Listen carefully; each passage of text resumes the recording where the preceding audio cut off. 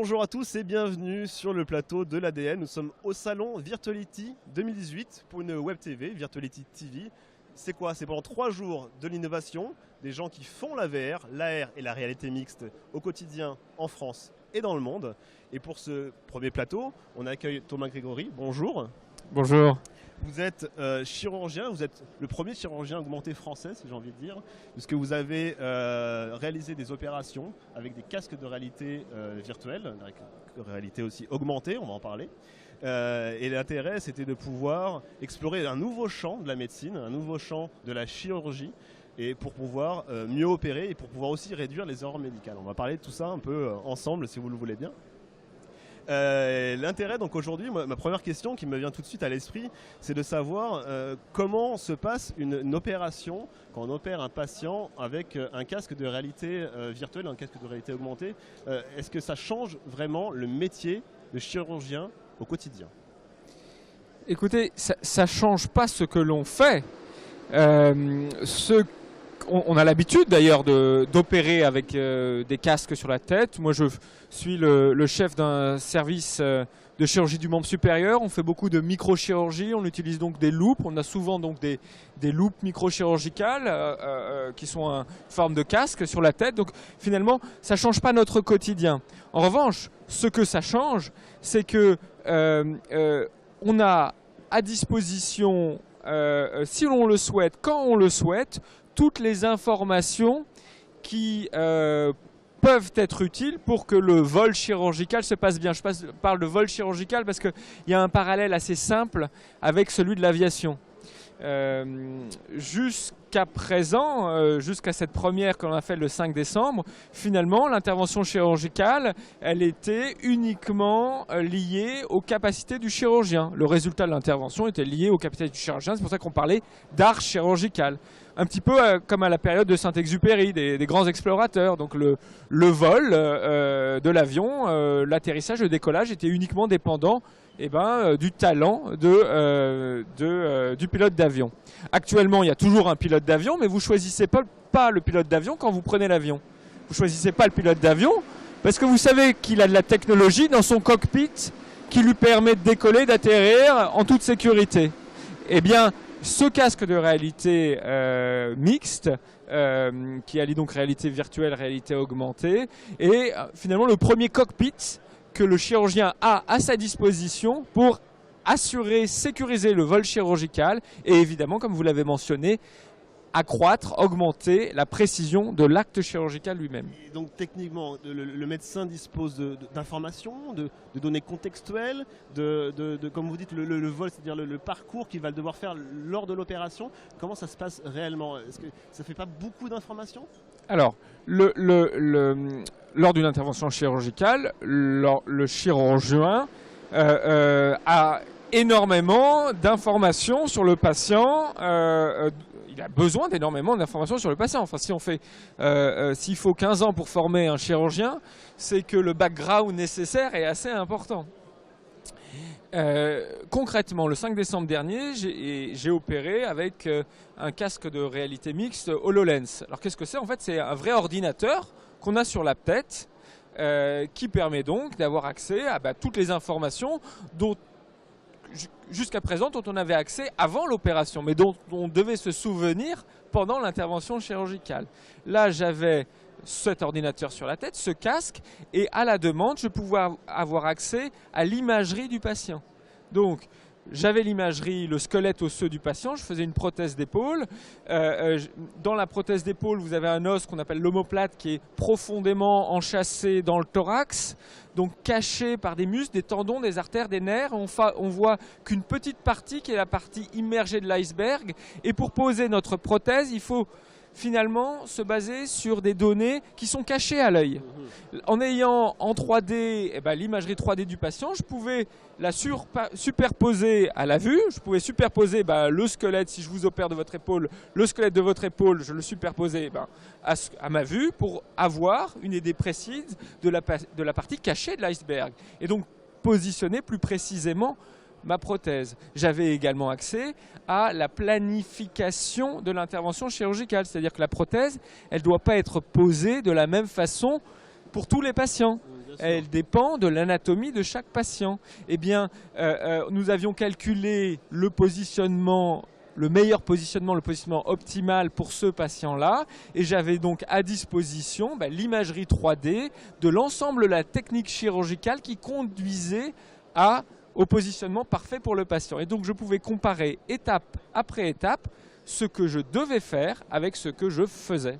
D'accord, et je note que cette intervention a été filmée, qu'elle est disponible encore sur Internet, que chacun peut la voir pour voir exactement, comme vous dites, les os extraits lors de l'opération. Et vous aviez aussi des confrères qui étaient aussi en direct, qui pouvaient commenter, poser éventuellement des questions lors de l'opération, si je me souviens bien. Effectivement, parce que finalement, cet ordinateur me donnait accès à une application Skype qui me permettait d'être en contact avec des chirurgiens qui étaient à l'extérieur du bloc opératoire. Donc on a poussé la preuve de concept en réalisant cette intervention chirurgicale en direct avec des chirurgiens qui étaient aux États-Unis, en Angleterre et en Corée du Sud, pour bien montrer que finalement, il n'y avait pas de limite à cet accès. Alors, encore une fois, à quoi ça sert de pouvoir avoir accès à des gens qui sont à l'extérieur du bloc opératoire? Reprenons le parallèle avec l'aviation. Le pilote de l'avion, il a accès à une tour de contrôle qui lui permet, qui lui donne des informations qui sont importantes sur l'atterrissage, sur la qualité de la météo, sur le vent. Et bien de la même façon, un chirurgien, il peut être tout d'un coup dans une situation qu'il n'a jamais rencontrée, dans une situation de difficulté, et grâce à cette technologie, il a accès à des chirurgiens qui sont à l'extérieur du bloc, des personnes qui sont un peu plus seniors qu'il ne l'est s'ils le souhaitent, ou sur un cas particulièrement difficile, des confrères experts comme lui qui lui permettent vraiment d'affiner son geste. D'avoir des retours, des recueils et finalement un peu de recul sur la Il n'est plus tout seul au bloc opératoire. C'est très important, notamment pour réduire les erreurs médicales aussi. C'est quelque chose de vraiment clé dans la médecine pour éviter n'importe quel problème. Ça arrive encore et ce genre de technologie peut pallier finalement à ces manques, vous pensez? La technologie, elle apporte deux choses. Elle permet d'améliorer la précision du geste et de sécuriser le geste. Sécuriser le geste, c'est faire en sorte que le geste soit standardisé. Alors, il y a toujours un pilote dans l'avion. Peut-être qu'avec les robots, la prochaine étape sera que le chirurgien ne sera même plus habillé en stérile. Pour l'instant, on a passé une étape clé qui est celle de la réalité. On n'a pas encore le pilote automatique, mais on a le cockpit avec à disposition des éléments. Et ce cockpit, il ne demande maintenant qu'il est là qu'à être amélioré, implémenté d'autres informations utiles à ce vol chirurgical. C'est vrai que les erreurs médicales sont un problème, mais la formation est longue. Malgré ça, il y a beaucoup d'erreurs médicales parce qu'on a des interventions de plus en plus complexes, parce que les capacités du cerveau humain sont forcément limitées. Oui. Je crois qu'il ne faut pas avoir peur de la technologie. La technologie ne remplace pas le cerveau humain.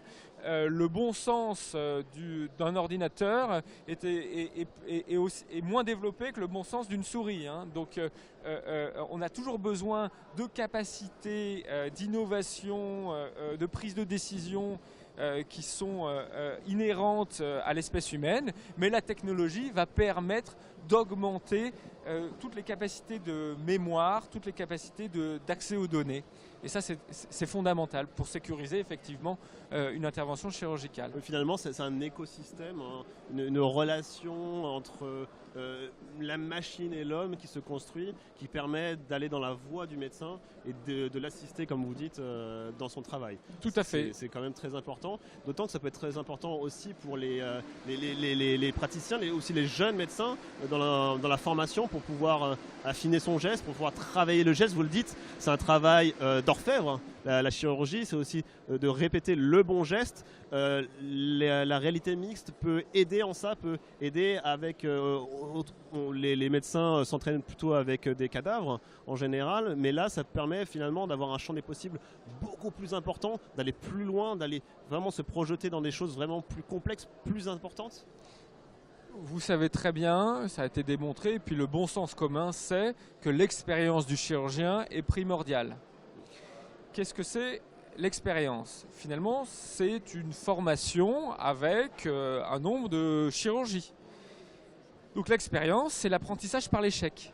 Sauf que ni vous ni moi ne voulons être le patient sur lequel le chirurgien va échouer pour qu'il devienne meilleur.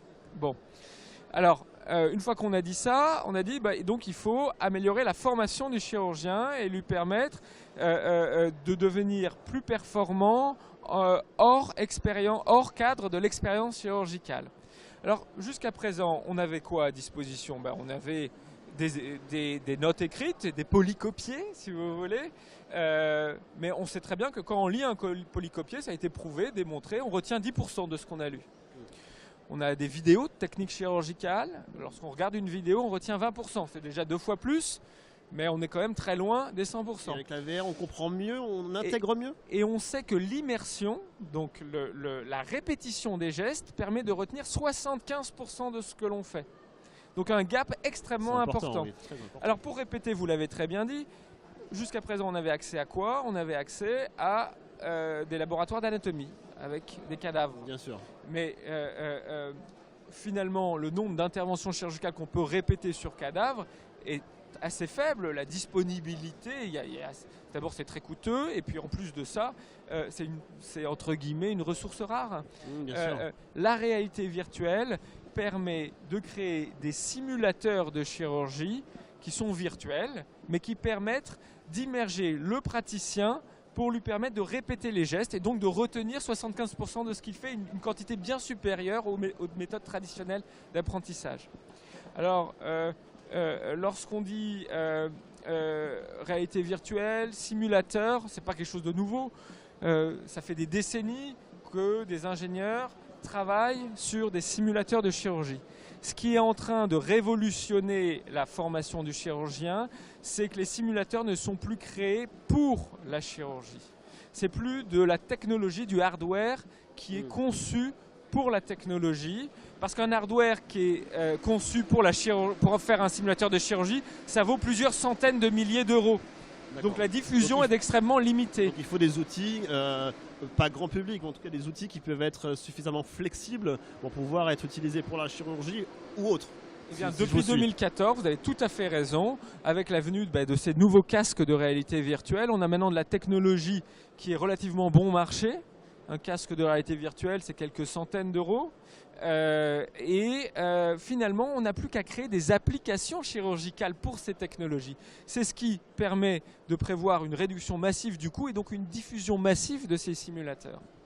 Très bien. Quels sont encore on parle des bons côtés, mais quelles sont finalement encore les limites, les limitations peut-être techniques on a parlé rapidement du coup, mais des technologies dites de VR ou d'AR ou de réalité mixte dans la chirurgie. Qu'est-ce qui vous manque finalement encore aujourd'hui?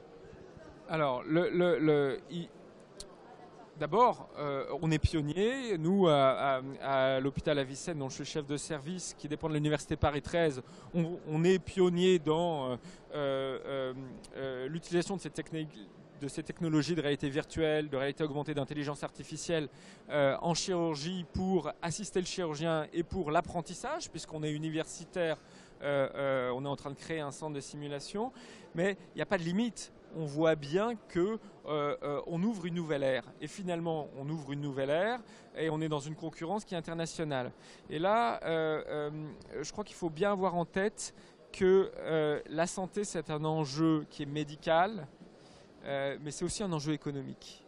Donc c'est aussi un enjeu pour l'emploi, c'est pour la puissance économique d'un pays. La santé, c'est 10% du PIB des pays industrialisés. Vous avez des pays émergents comme l'Inde, vous avez la Chine, je ne sais pas si on peut parler encore de pays émergents, mais enfin qui ouvrent des systèmes de protection sociale pour leurs patients. Donc c'est un enjeu économique qui est majeur. Or, on voit bien que ces technologies, elles sont aussi poussées par les GAFA, et heureusement, donc des grands groupes, les Google, Amazon, Facebook, des grands groupes américains, ou alors des grands groupes asiatiques, Samsung. Et la question, c'est quelle est la place de l'Europe, quelle est la place de la France? On a une histoire. En France, on sait qu'on est très bon dans le luxe, on sait aussi qu'on est très bon en médecine. Enfin, nos médecins, ils vont opérer partout dans le monde. On est encore sur les podiums internationaux de toutes les grandes conférences parce que on a une histoire, une tradition de qualité de la médecine en France. Il faut garder cette tradition, il faut prendre le train du numérique en médecine. Comment ? Eh bien, évidemment, on n'a pas tous les atouts. On n'a pas notamment de grands groupes comme Samsung, comme les GAFA pour nous pousser, mais on a d'énormes atouts. On a d'énormes atouts parce que pour pouvoir rendre ces technologies utiles et utilisées de façon très large, il faut les concevoir. Et pour les concevoir, il faut des médecins innovants, très bien. Il faut aussi des développeurs. Et on sait en France qu'on a des compétences, des écoles, on a une qualité de la formation en mathématiques, dans le développement vidéo du jeu informatique. Il y a des ressources importantes. Il y a également un écosystème de start-up numérique qui est extrêmement développé en France. On a besoin de ça. Ce dont on a besoin, c'est d'un écosystème où les gens se rencontrent. De toute façon, toutes les grandes innovations en chirurgie, elles se sont faites par la rencontre de gens qui n'étaient pas faits pour se rencontrer. Historiquement, par exemple, la grande révolution et pourquoi la France en chirurgie orthopédique particulièrement a été pionnière, c'est parce qu'après-guerre, vous avez des chirurgiens qui sont intéressés à ce que faisaient des industriels de la dentisterie. Donc il y avait des chirurgiens orthopédiques, qui avaient des patients qui avaient des articulations qui étaient détruites, des arthroses de hanches, et ils ne savaient pas comment faire. Ils essayaient de faire des prothèses en caoutchouc, en différentes substances, qui n'étaient pas tolérées par l'organisme. Ils se sont donc intéressés à la dentisterie, avec les implants dentaires, qui avaient donc la connaissance de matériaux bio-inertes, et ils se sont dit, on va utiliser ces matériaux bio-inertes pour faire des prothèses qui marchent. Et c'est ce qui a été fait. Et ça a été la grosse révolution de la chirurgie orthopédique, la prothèse. Et la France a été pionnière, d'ailleurs, à développer des grands groupes de matériel chirurgical. Donc ça a permis un bénéfice incroyable pour le patient. Et puis ça a matché avec des enjeux économiques.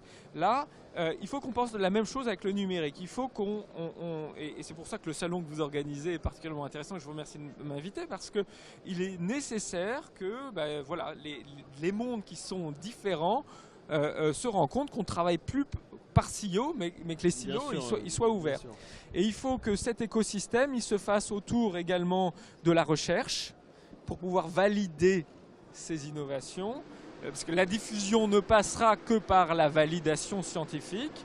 Il faut que cet écosystème tourne autour également des écoles de médecine, des facultés de médecine. Tout ce qui est aussi institut de recherche de pointe, exactement. start-up. Et c'est vrai qu'ici, il y a Paris-Saclay qui travaille pas mal aussi sur la VR. On a pas mal de start-up. On a beaucoup aussi de domaines qui soient pas forcément de la médecine, mais aussi du divertissement. C'est quand même un écosystème très complet. La France, finalement, est relativement en pointe maintenant sur ces domaines-là. Elle arrive à faire de l'application dans la VR. C'est quand même une chance, finalement, de pouvoir être chirurgien en France et de pouvoir utiliser ces technologies à bon escient. Tout à fait. Alors nous, à Paris 13, on a créé la Maison du Numérique qui va être inaugurée dans quelques semaines, où on essaye vraiment d'organiser cet écosystème autour de la faculté de médecine, autour de l'université, autour de la recherche, d'agréger des compétences en termes de start-up numérique, en termes de financement, en termes de besoins, de soins, exactement. Donc il faut vraiment solidifier cet écosystème. Pourquoi notre première mondiale, on l'a faite en France? Finalement, on a utilisé un casque Microsoft, c'est de la technologie US. Mais il faut avoir bien en tête que dans le numérique, parfois les applications sont aussi importantes que la technologie elle-même. On voit bien, Uber versus le smartphone. C'est des entreprises qui sont énormes. Et cette application, on l'a créée en France parce que j'ai rencontré des développeurs, des ingénieurs qui travaillent dans le numérique et on s'est dit, voilà, il y a cette technologie, elle peut avoir une idée, on va développer une application pour la chirurgie. Donc il faut favoriser cette rencontre et les atouts de notre pays. Et on en a beaucoup. Et justement, dans cette dans cette optique de favoriser les rencontres et dans cette optique finalement de faire émerger un nouveau métier, celui de chirurgien augmenté, ce serait un petit peu ma dernière question. Comment vous voyez la chirurgie de demain? À quoi ressemblera le chirurgien augmenté? Est-ce qu'il sera truffé de capteurs? Vous l'avez déjà un peu défloré le sujet. Il restera maître peut-être de son sujet, maître de son patient, et peut-être sera-t-il complètement déporté, sera-t-il même plus dans la salle d'opération? Comment vous voyez, vous, l'avenir de la chirurgie augmentée? Il faut faire très attention, parce que lorsque l'on prédit quelque chose, souvent c'est autre chose qui se passe. Ce que je peux vous dire, c'est qu'actuellement on vit une vraie révolution. On n'est plus dans... on imagine que dans 10 ans ce sera comme ça. C'est dans 6 mois, c'est dans 1 an que les choses vont évoluer. Elles vont évoluer très très vite. On a maintenant la disposition des hardware qui permettent, tout en restant parfaitement stérile, d'interagir avec un ordinateur, des moteurs d'intelligence artificielle et d'avoir, grâce à la réalité mixte, la réalité virtuelle, la réalité augmentée, des images qui permettent de mieux comprendre, de mieux connaître votre patient et donc de baser votre chirurgie non plus sur une statistique, sur une population, mais sur la morphologie spécifique du patient pour faire un traitement patient dépendant. Donc on a ces dispositions, on a le cockpit, il ne demande qu'à s'implémenter et il va s'implémenter très vite. Écoutez, merci beaucoup Thomas Grégory. Je rappelle que vous êtes chirurgien à l'hôpital universitaire Avicenne. Vous êtes le premier à avoir fait une opération en France, notamment avec un casque de réalité virtuelle. Merci beaucoup de nous avoir rejoints sur ce plateau de Virtuality TV avec l'ADN au Salon Virtuality 2018. On reste ici pendant 3 jours avec des débats, des innovations et aussi beaucoup de sociétés autour des thèmes de la réalité mixte, de la réalité augmentée et de la réalité virtuelle. Merci à tous. Merci.